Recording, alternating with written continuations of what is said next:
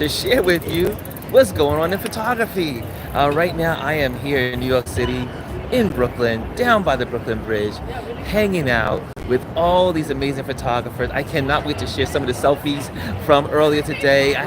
Seth was here from Adorama and doing his thing, and there's so many people that I was able to interact. So anyway, I am here getting ready to go into this Leica event that's about to happen soon. You see right here behind me, this is all the talks are going to be here at Photoville. So I am here at Photoville. Maybe I didn't say that. At Photoville, sharing the largest photography outdoor exhibition probably in the nation. And it is incredible. Let me just turn this camera around so you can see the beauty. We're under the great Brooklyn Bridge. So we're under the Brooklyn Bridge. And let me see if they're going to start yet. Okay. I don't want to be late. Okay, there we go.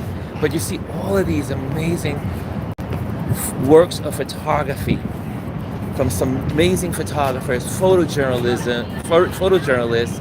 There's photo shoots going on. There's just so much going on here, and I'm so excited to share it with you all. Again, you'll see interviewing people being interviewed. Let me just take you over to this trailer. Let's just say the containers. All of the containers, if you see, have art in them. So each one is designated to an artist, like you'll see here. There you go.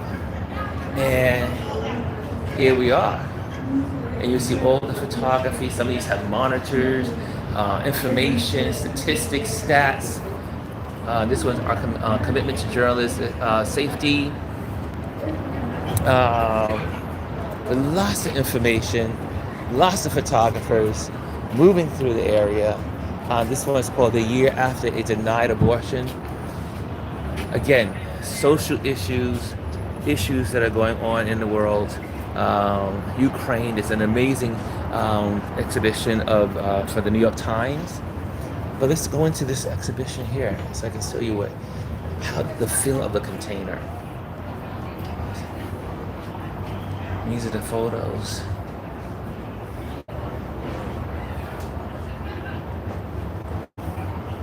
Look at that. Am I moving too fast? Hold on a second. Let me slow it down.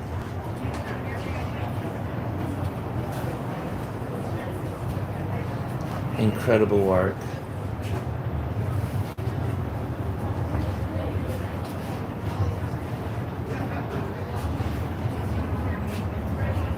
Here we go.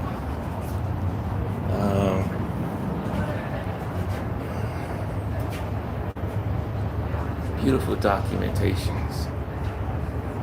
This one says, "Once home, baby, Elena had a feeding tube, a breathing machine, and needed to see a pediatrician, an eye doctor, a lung specialist, and an occupational therapist."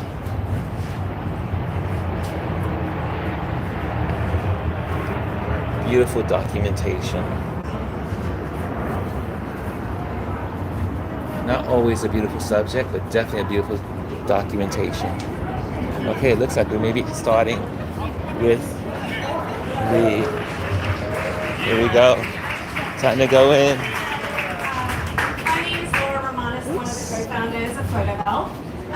Before I go in, because everyone's going to ask me, I slipped 2 weeks ago on a slippery sidewalk because everyone keeps asking me, and I think I'm going to lose my voice by the end of the day. So I feel like if I do these communal announcements, it will make things better. But we're so happy to have you all here. We started 13 years ago here in Dumbo. Who was at Photoville 13 years ago? Did any of you come to the first ever Photoville? A few of you, hands up. But it was, we're rough and tumble, but the whole point is to celebrate photography. And actually, we had a lot of people thought we were really crazy. People thought that shipping containers, Brooklyn, we actually got a lot of Brooklyn. This is the hottest place to be now, but people told us they wouldn't want to come to Brooklyn. We actually had a lot of partners in the first year or two who were just not into us. Believe it or not, Leica was not one of those people. Leica camera actually kind of came on pretty early and was like, this is where people are. The whole point for us was to bring visual storytelling to everyone, to make it accessible for everyone. And since the beginning, our partnership with Leica Camera has evolved and has become really beautiful, that they're supporting so many exhibitions and initiatives.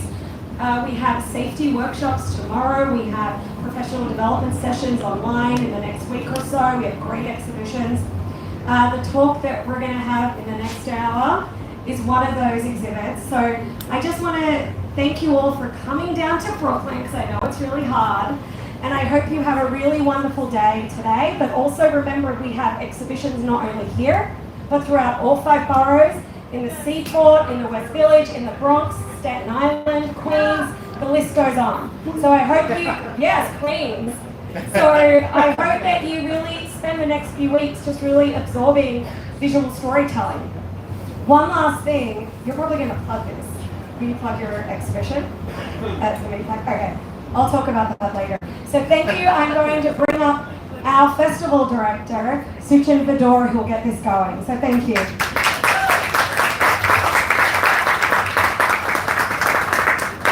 Hi everyone. Thank you for joining us for today's panel discussion. I'm going to keep the introduction part of this as brief as possible, so that way we can actually get to the conversation part, which is what you're all here for. So the name of this panel is The Intent versus the Effect. And the idea behind it is framed from a conversation that Ismail and I had, a brief conversation really about his work. And it was a personal conversation. We were not talking professionally, we weren't talking about the exhibit. What we were talking about was my reaction to it and my personal reaction to it. And we'll get into the details of what that was, but essentially he didn't necessarily know how I was going to receive the work. He didn't know how anyone was necessarily going to receive the work while he was making it, and I certainly didn't understand what he intended to do when he made the work. And in that conversation, we both discovered things and we both learned things. So we're gonna jump off from there, but we're gonna keep moving on after that and see where our conversation heads. But first, I'm gonna introduce you to Ismail and have him come up and say a little bit about himself as we get started.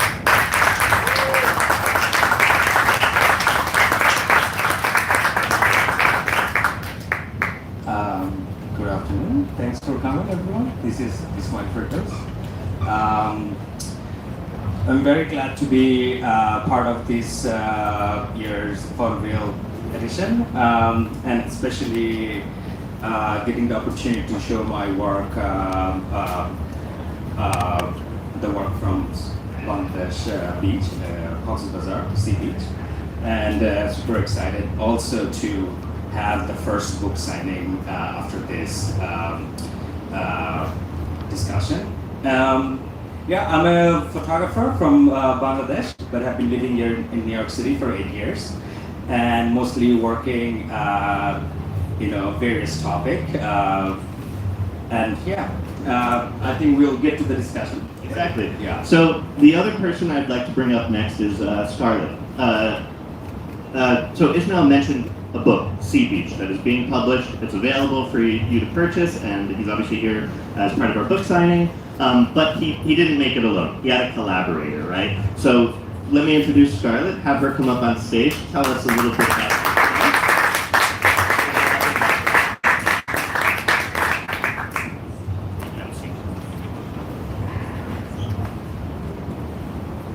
Hi everyone, I'm Scarlett and I'm the creative director and also the founder of related department, independent graphic design practice based in Shanghai and New York.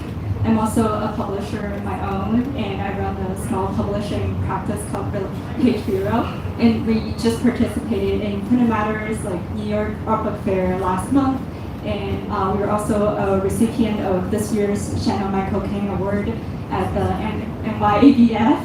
So I'm really honored to be able to work with Ismail like this time on this wonderful project. And this project is published by Imageless, an independent publishing practice based in Shanghai, and they specialize in photo book specifically. And they work with the most amazing Asian photographers, and also they work just like with international collaborators across the world. So it's just been a really wonderful journey to work with Ismail this time, and we're ready to share more details. And thanks for coming, everyone. Thank you. Thank you so much. And then our final panelist, who has come into town just specially for today's event, Hussein, if you mind coming up. We just recently met Hussein, but he's already occupied a place in our hearts. But I'll let him speak a little bit more because his words are far more eloquent than mine. Thank you very much. Hi everyone, my name is Hussein. I'm from London. I came in last night. I'm a poet. I write poetry, predominantly around mental health, grief and loss, and building a life after loss. And I feel like I stepped into the photography portal and discovered a whole new world. And that's where I discovered Ismail's incredible work with Sea Beach, which I'm sure we'll talk about. And besides that, I'm an uncle, which I think is probably the thing I'm most proud about in my life. Awesome. So, let me recap that conversation that I mentioned. So essentially, Ismail's from Bangladesh. I'm from India. There are deep connections and roots between these two countries, but they are, of course, distinct places in the world. However, when I saw Sea Beach, and I knew nothing else, I hadn't really read the rest of the proposal, I just saw the images right away, and immediately I had this powerful, powerful sense of nostalgia.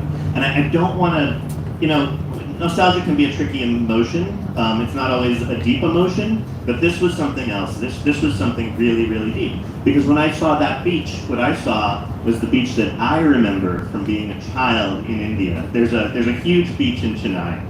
And, in the places where we come from, the life of a beach is a little different than you might see in Coney Island or down in Florida or in the Caribbean.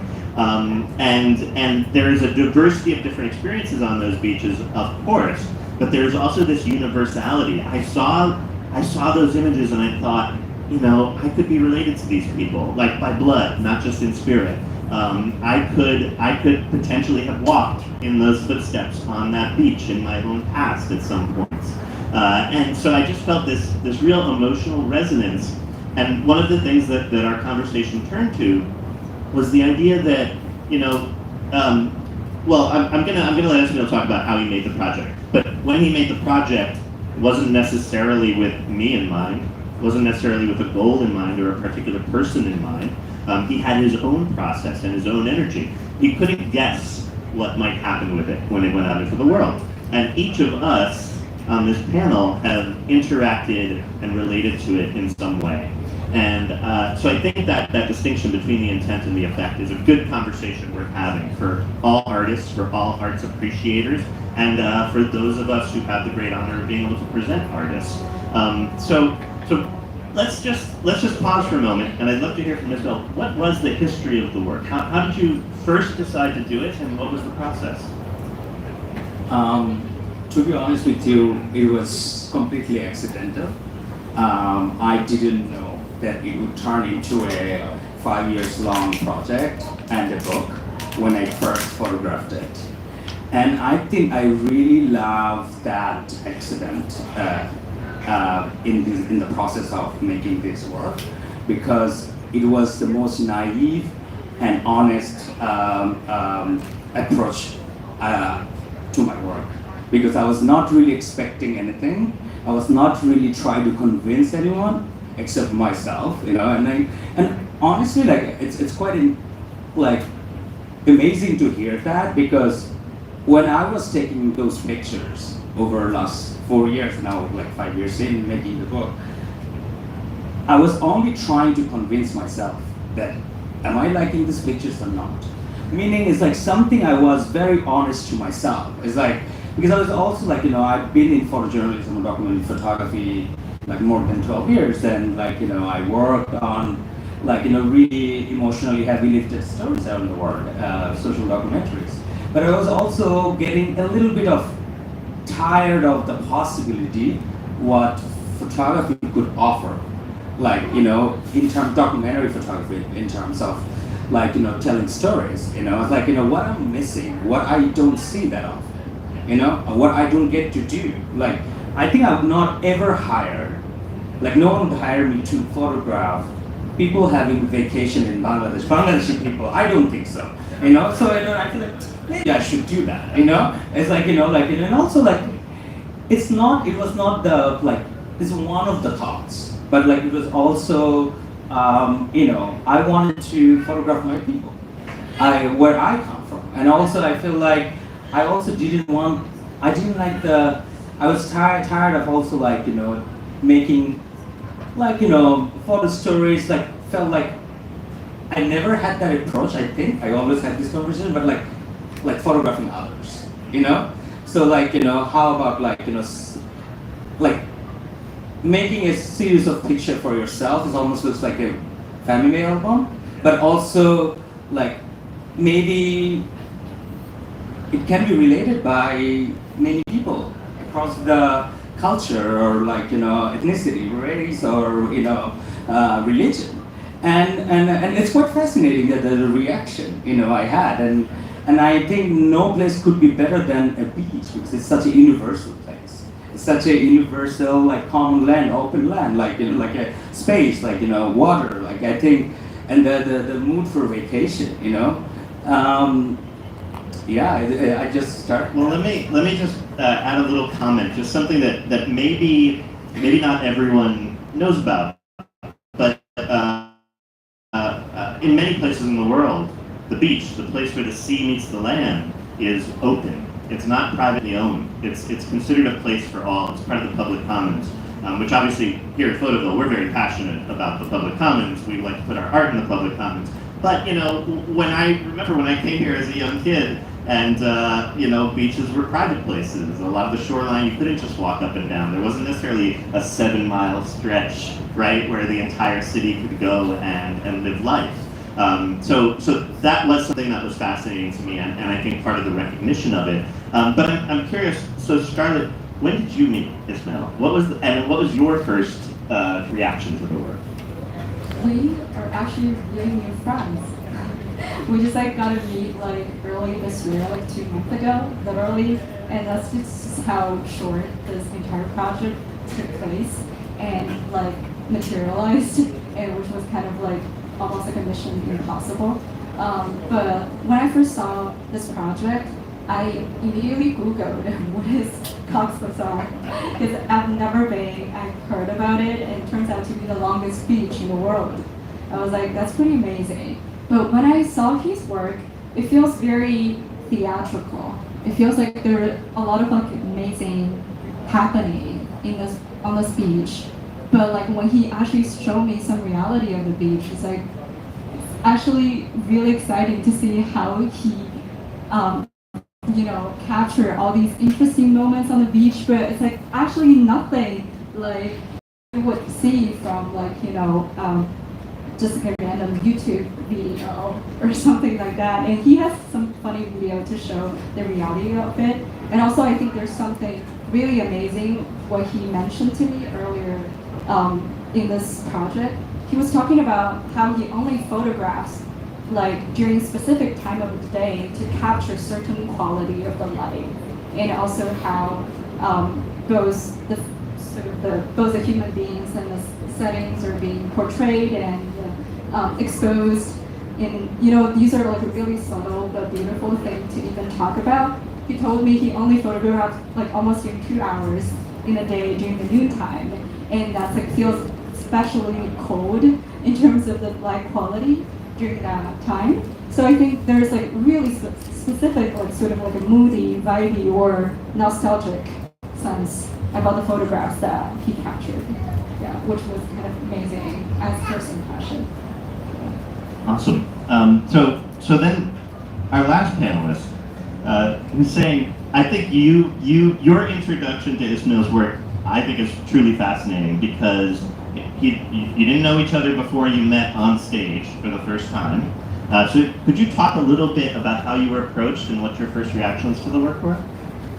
Yeah, so about 2 years ago, I'd never heard of Leica. And I was walking past the shop and I decided to walk in. And I started talking to a woman that works there called Paris Tom. And I was like, why are these cameras so expensive?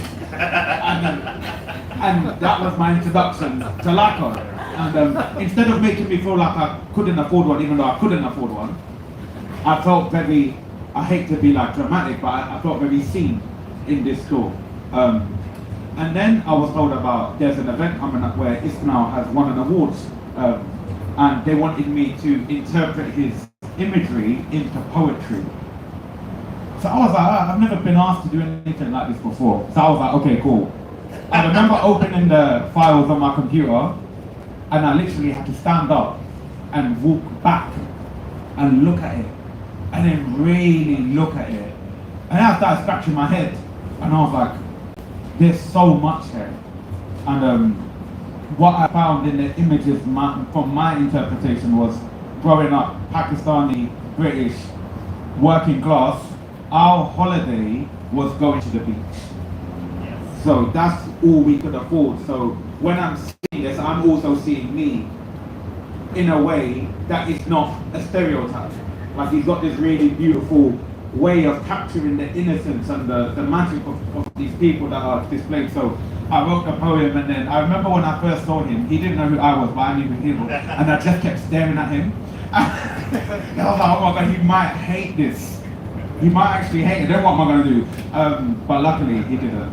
And it was really beautiful to be able to put words to images, especially when you have no personal connection to the photographer. That was really fascinating. And now I'm here. Yeah, I'd like to add a little bit to this. Yeah, I was really surprised actually, and I think it was also accidental, but maybe it was like, somewhere subconsciously we're all working towards it, because this is the first project or first series that I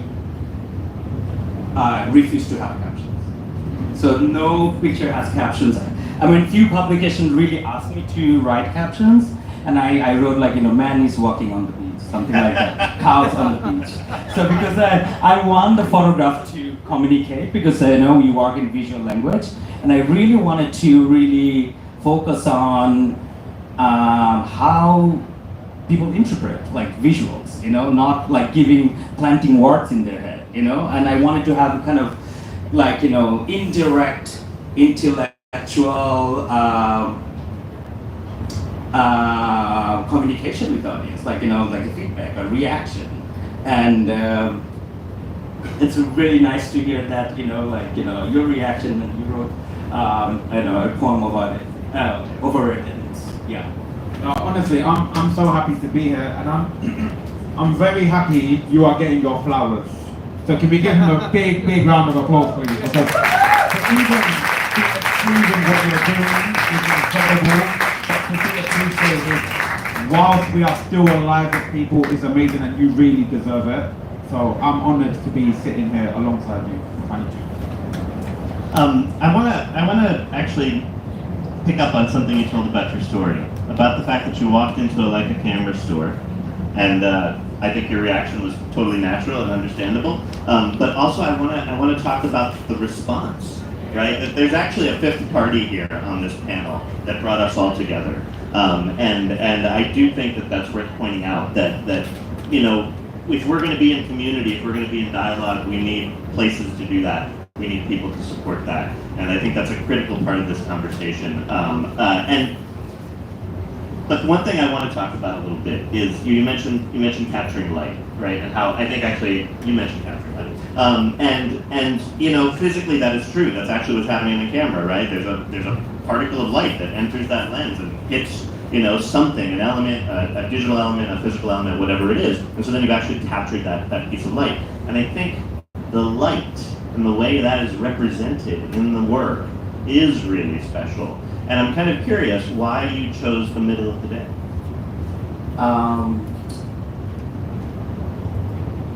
I think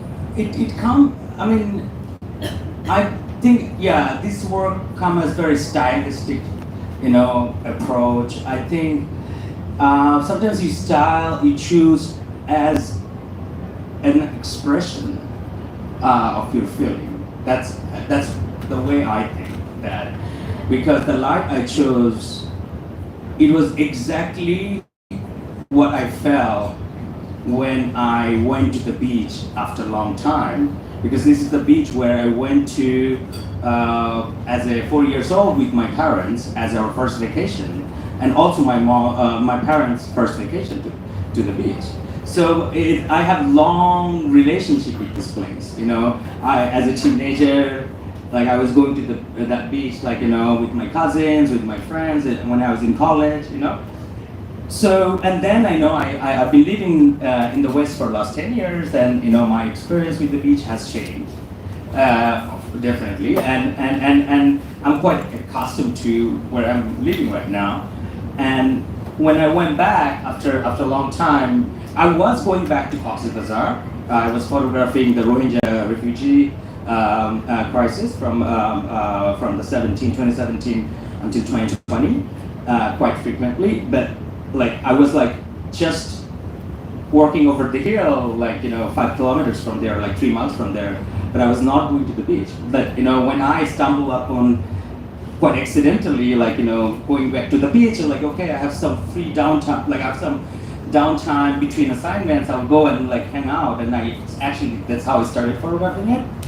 And going back to the point of choosing the light, because then I was sort of in a internal conversation. It's I know this place, but I don't know this place, and it's kind of everything is kind of almost living in between this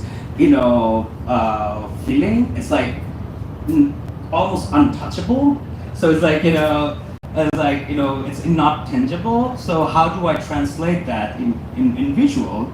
So I chose the light was definitely light guides me as a photographer, and it guides my emotion, because I think image making, photography for me, I do it for the love of making pictures, and the light is the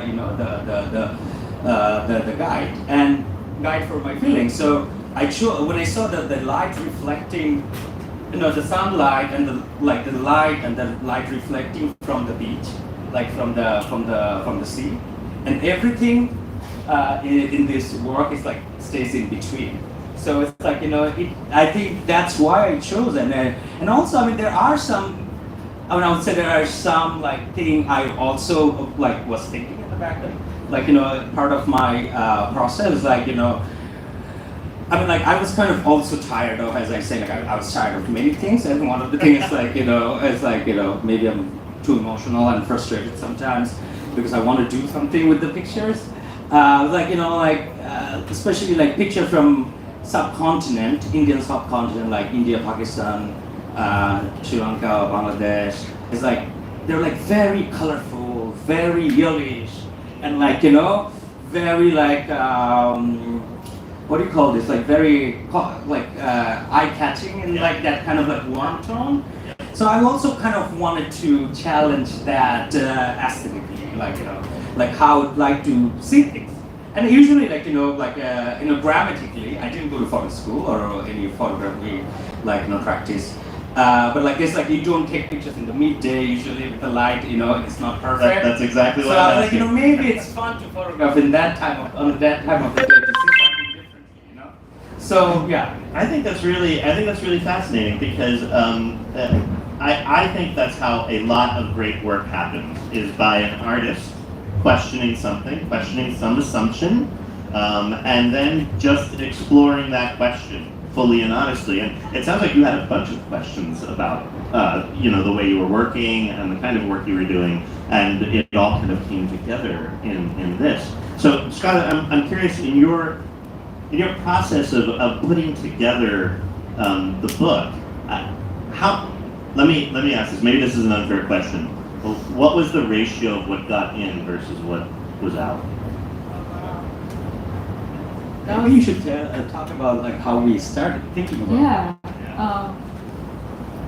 it. It was really, really magical process because like I was talking about how his photograph has a really interesting contrast to the reality because in reality the beach is like really, really crowded.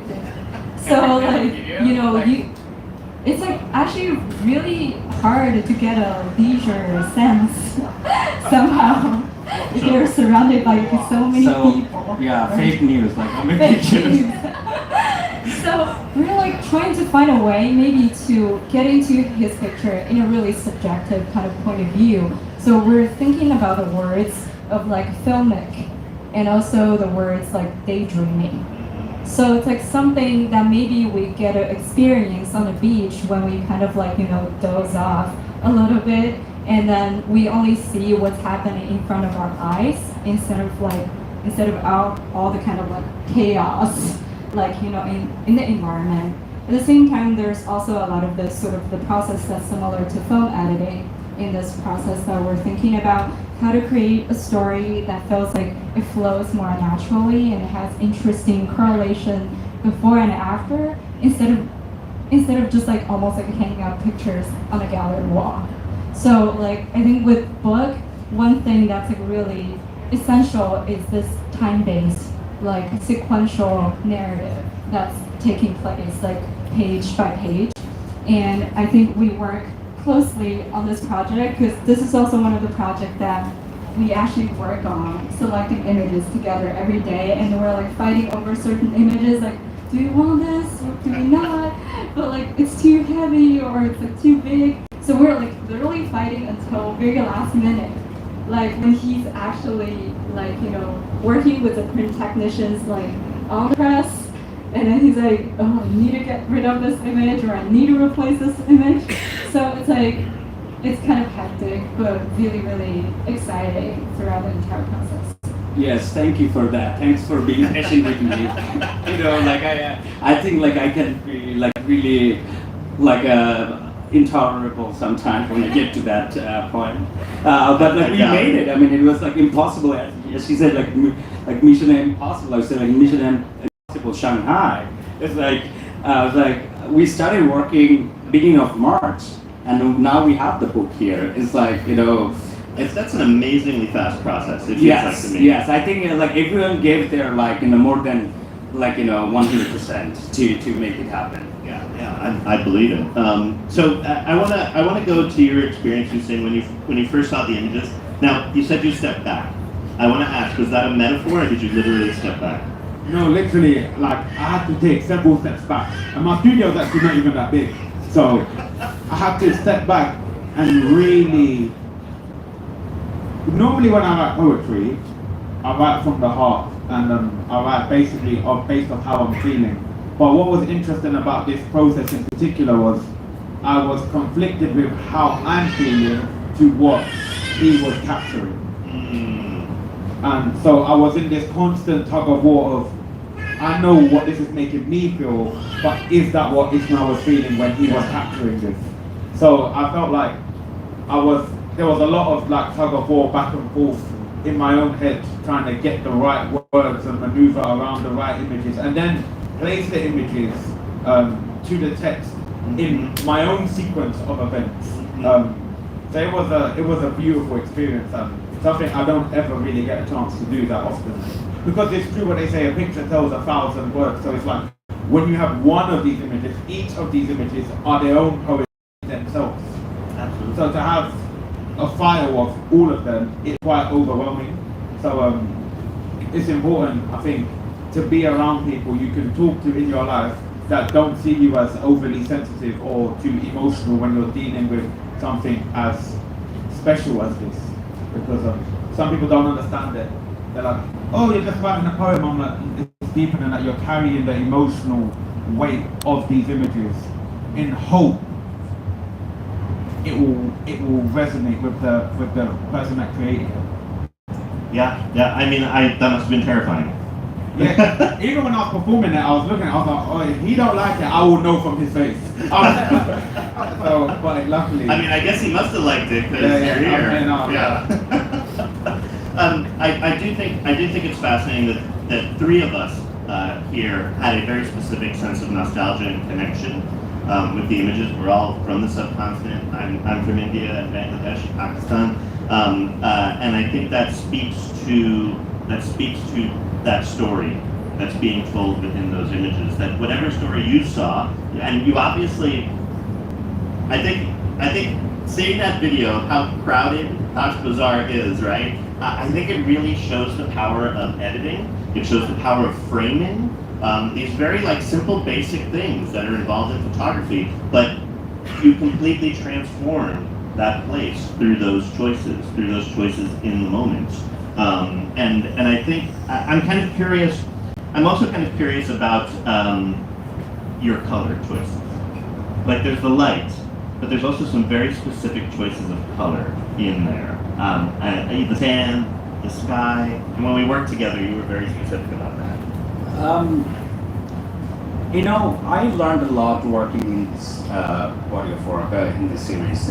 Personally, definitely I grew up with this. It gives me also some sort of understanding about things that I was curious about and wanted to explore and understand.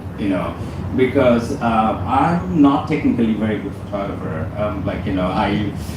I'm just used to whatever I need. I don't know all the techniques and stuff.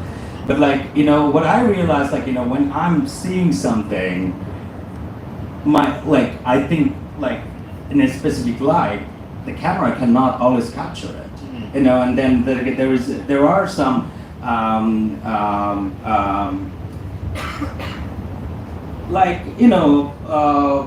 Hard conversation when I was publishing this work in different magazines, because they were like, oh no, this is really less contrasty, or it's desaturated. Actually, I never touched the saturation of this. Really? No. The saturation, no.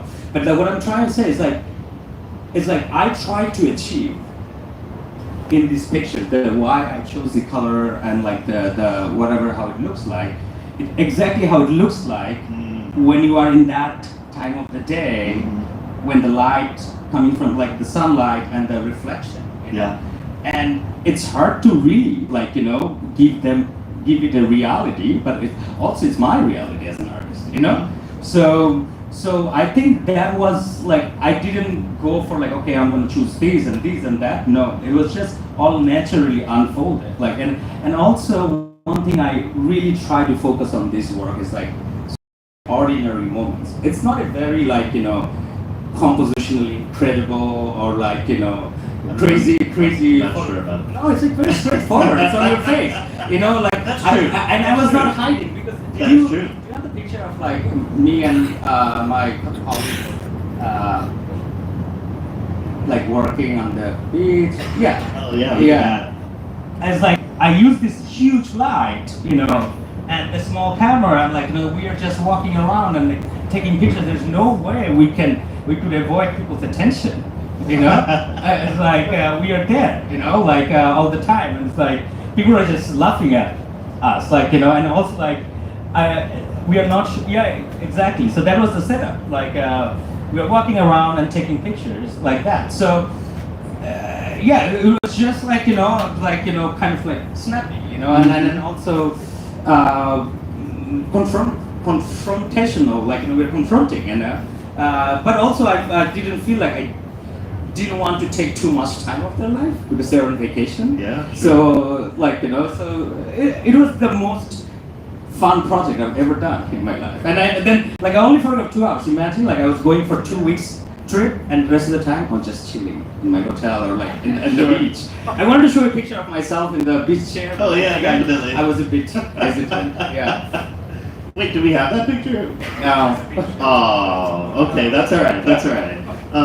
But I do appreciate hearing a little bit about the process, because I think it's worth demystifying the process a little bit. I think photography is incredibly intentional. Art of any variety is incredibly intentional, but there is also a process of discovery of things that you don't expect, things that strike you and make you step away, things that inspire you, things that you get into tussles and arguments with your fellow artists over. All of that is important to the process. It's never straightforward. You never really know where you're going to end up when you begin. But I think maybe there's a broader story there too. Did you mention just now that you are essentially self-taught, that you didn't necessarily have a formal path into photography? No. I learned photography by assisting a couple of photographers Got it. and internet. Right. Yeah. Of I course. think that was the best source for me at the time to get information and just follow. You went to work. Yeah. Yeah. Well, Yeah. And Hussein, you mentioned your working class background as well. Yeah, there's a school in London called the Brit School. It's like where Adele went, loads of people went. I remember I brought home the brochure from that, and my parents were in the bin. They were like, "There's no way you're going there. There's no space for you in creative arts." Wow. And so I was self-taught with poetry as well. So I think this, like, hearing this all, I'm hearing all of this for the first time. Like, we didn't really get much time to Yeah. talk when we first met. So it's like I'm just sat here taking it all in, because looking back in our lives, I feel like we've ticked certain boxes along the way that are very similar, which leads us here at this moment. One thing I would like to mention, Jack, do you mind going to the picture, the man on the horse and the, yeah. And there's one woman with the soccer ball. Can you put that? So I'd just like to mention these two pictures because since we are talking about intent and effect, and also there are some political undertone of this, subtext of this work, because I had a lot of different reaction from different events and exhibitions and talks throughout the last at least 3 years about this work, and then when people see this work at ICP or somewhere, they were like, oh, people also in my culture, in Libya or in Morocco, they go to the beach like this. So it feels like those images have not been seen or shown much in the we live in such a mess of bazillion image millions of images we see, billions of images we see. But also it's interesting, which is these two images were part of an exhibition last year in west of France, in Saint-Nazaire. And I'm not saying it right, my French friends are judging me, I know, I can see their face.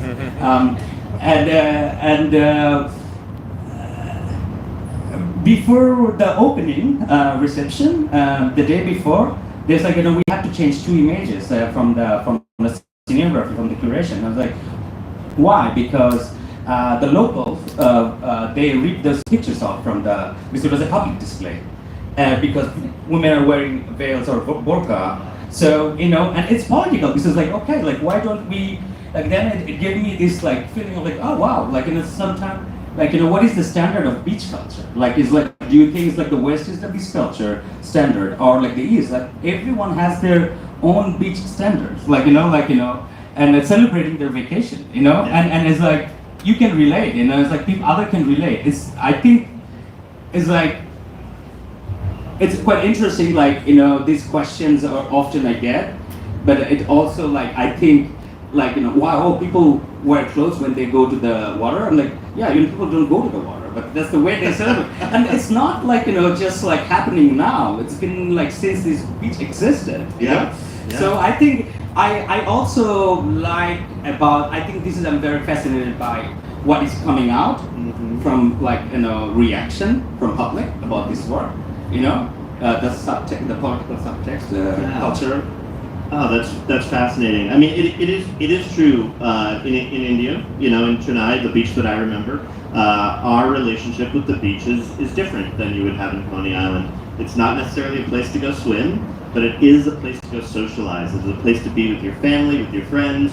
When I go visit my family and we go to the beach in Chennai, there's no way that I can leave without gorging on a bunch of street food, because there's a huge market there. And there's no way my uncles will let me leave before they bargain with someone for some beach trinket and get it at the cheapest price possible for me, because that's what you do. You go shopping, you eat, you stroll along with your family, and so it is serving the same social functions, but it's doing it within a different cultural context.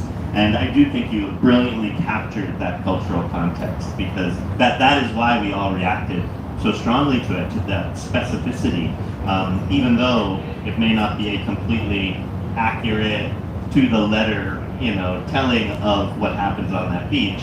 It is spiritually, clearly resonant and meaningful. And one thing I'd like to add what Scarlett said earlier about like with the process we were working during the bookmaking is like I think it was kind of our luck also, like she was saying the same word I would expect for her to say, like daydreaming, so, because I don't want to plant those things in her head before she expresses that. But it's also kind of like funny that we are at the time of where she was like, it's like, imagine someone's like chilling in the beach at the midday, it's sunny and daydreaming. That should be the vibe of the whole book. So now it's like daydreaming time also. It's like midday daydreaming. So like all the absurdity that you wouldn't like see on an everyday beach. I mean, that's not the kind of beach that I would encounter, but I think some of the beach experiences are so universal, and also it's also part of the getaway from reality. So there is something that's like should be kind of in a way theatrical, having interesting contrast to the everyday. So yeah, that's what I really enjoy about this. Also, like as she said about filming part of it, I don't know how much you're familiar with Asian cinema. There is in Asian cinema we have this intermission, like in the middle of the movie you have like break for going to the loo or like having a drink. And so that's how we also decided to bring that element in the design part of the book. So I hope you guys will get to see it after the talk. Well, I think this is actually a perfect transition. We have about 10 minutes left, and I would like to transition to bringing out the books and allowing for a book signing. For any of you that are interested, you can come down and obviously we'll be here. We can answer questions and chat for a little while. But I want to thank all of you for joining us and for being part of this panel. And I want to thank our panelists, of course, Ismail and Scarlett and Hussein. And of course, last but not least, I do want to thank Leica Camera, obviously for supporting us and supporting the Photoville Festival and being able to bring all of this wonderful work and share it with all of you. We couldn't do it without our friends at Leica Camera. But also just for making this introduction. At a personal level, it is always such an honor to be able to meet great artists, and you enable that for us every year, and you enable that for everyone else every year. So thank you again. I really appreciate it. Please come on down and we've got some pictures for you. Thank you. Thank you, everyone. There you have it. That was excellent. Excellent share from Ismail Ferdous and Scarlett Ming, Shushin Bodur, and Hussein Manawar. And it's always good to just celebrate other photographers and understand their mindset when they're creating. What was really fascinating, a part of the conversation, is that he said he did not have traditional schooling. He learned from being on the job as an assistant.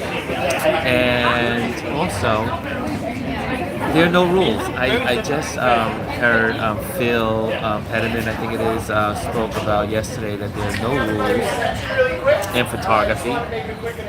And hold on a second.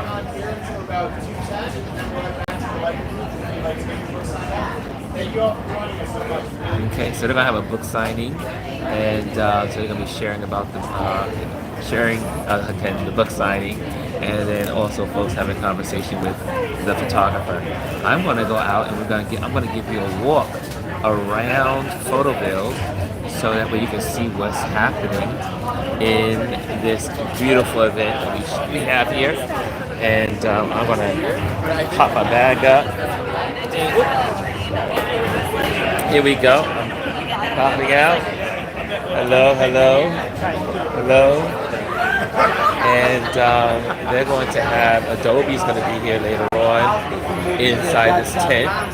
And there's people from all over. And Yeah, it's pretty I'm exciting. Pretty exciting. Again, I hope you guys are enjoying it. Now I can have a conversation with you. Yes, I'll be here all day. Pretty much to maybe around 6 o'clock. I believe, but I'm gonna take you guys on a little tour. How about that? There's lots of photographers here. Like I said, this is the first day of Photoville here in New York City, in downtown, or I should say, by the waterfront Brooklyn Bridge. And you see the staff photographers. I like the way this is a beautiful opening, how this is created. Let's walk in. This is number 18, and this is perception and representation of reframing and modernity, and it has photographs. You can read all that. I'm gonna pause it here so you can read it, and you can just put your video on pause if you want to read this information. I'm not gonna read through it for you. You can do that at regular time. But I'm gonna pop in. We're gonna just walk in here and see this amazing photography. Wow.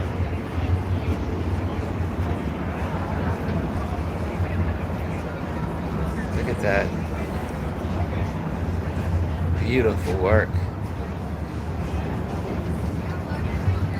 Look at that.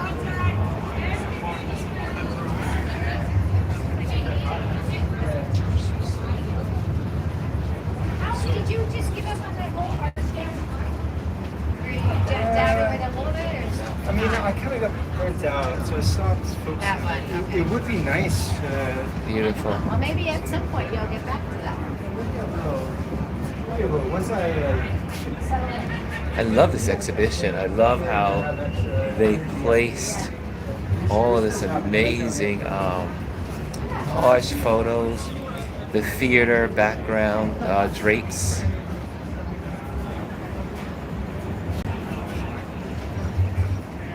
Beautiful.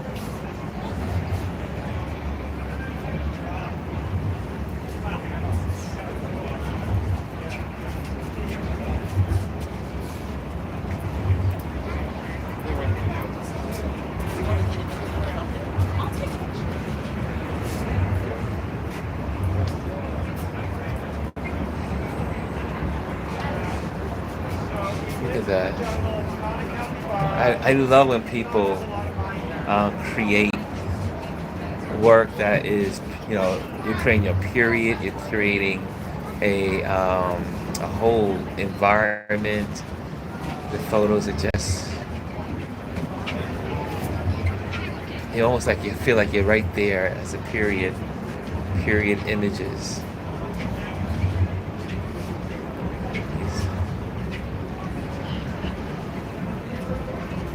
Really well done. Beautiful.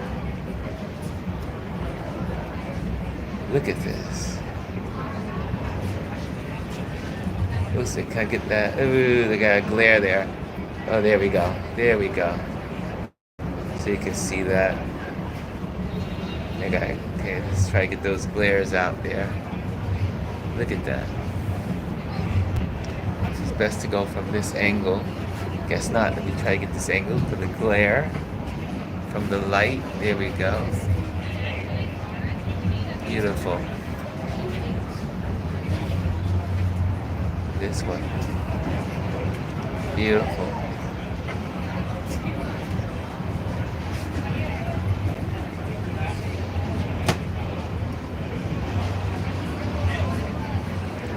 This one says, flexing a new rim.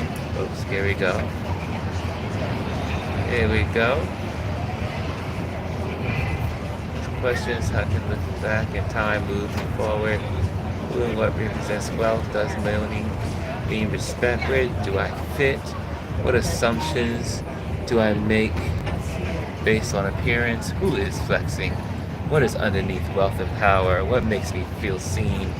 Where do I belong? This is a beautiful myth. Beautiful. Okay. So here we are. Okay. Again, this was the work curated by Georgian Tijan and Efung and Sam Brazila, presented by Photoville and the Amsterdam Museum, supported by Dutch Culture USA's Future 400 initiative, and printed by Whitewall. Yes. Beautiful.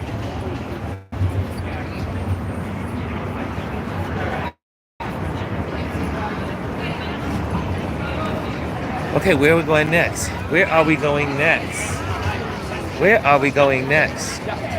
This here, I believe I shared this earlier. Let me just pop here.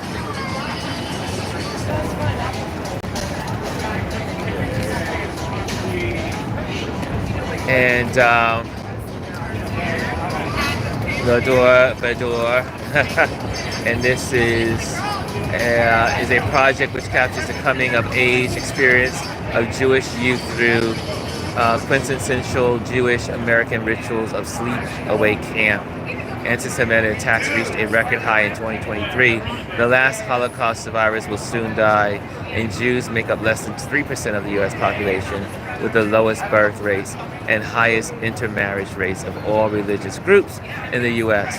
There has never been more pressure to preserve and sustain Judaism as a culture, ethnicity, and religion. Okay, check that out.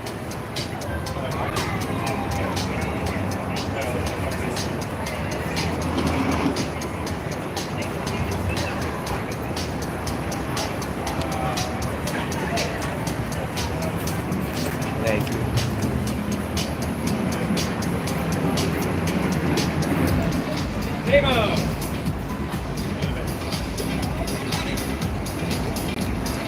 Okay, that was the first hour that I'm going to share with you guys. I'm going to recharge some batteries and get ready for some events. I'm going to walk around. Guys, I'll be sharing Photoville all week, all day today here on Touchbase Daily. I'll also be sharing tomorrow's here. We'll be doing it again. And so it's going to be exciting to share Touchbase Daily with you, sharing Photoville. Photoville is an amazing, and also make sure there's a link in this video in the description of Photoville. Photoville is also, they don't finance this all by themselves.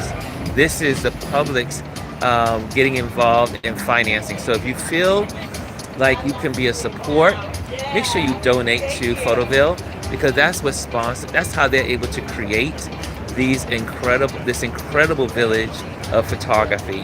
So make sure you donate money. Yes, donations help. Everyone needs donations. None of this stuff happens by chance. None of this just whips up and happens.